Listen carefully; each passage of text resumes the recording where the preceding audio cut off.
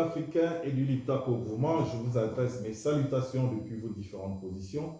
Je suis Eric Ella, président du réseau panafricain Vive l'Afrique libre et analyste en géopolitique, évidemment panafricain. Nous avons fait immersion du côté du Niger où il y a eu une tentative de déstabilisation.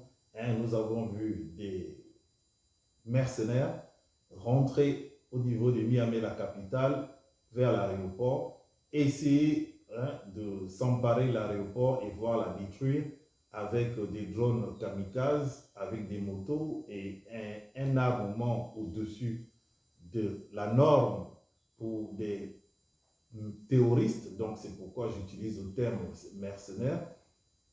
Et ils avaient comme objectif de pouvoir neutraliser la base militaire conjointe de l'AES.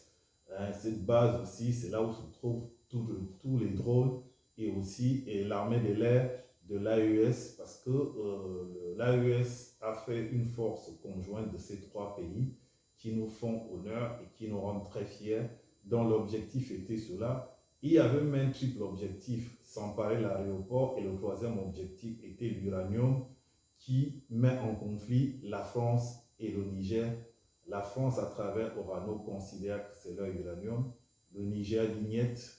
L'uranium appartient au Niger et le Niger a rompu son contrat avec Orano. Donc, ce conflit a entraîné toute cette déstabilisation apparemment parce que quand on regarde là où se trouvait l'uranium, c'est à l'aéroport, la base conjointe à l'aéroport, et l'aéroport est un endroit stratégique. Donc, la riposte a été énorme de la part de l'armée du Niger avec les forces russes qui sont venues en soutien pour neutraliser justement ces mercenaires. 20 ont été mis au repos éternel et 10 ont été capturés et blessés. Donc les enquêtes continuent, le ratissage continue. Le président du Niger, le général Tchiani, après avoir eu la confirmation que tout était revenu dans l'ordre, est venu constater les faits sur le terrain et a fait une déclaration où il accuse nommément Macron, Alassane Dramane Ouattara et Talon d'être les sponsors justement de ces mercenaires qui ont voulu déstabiliser son pays.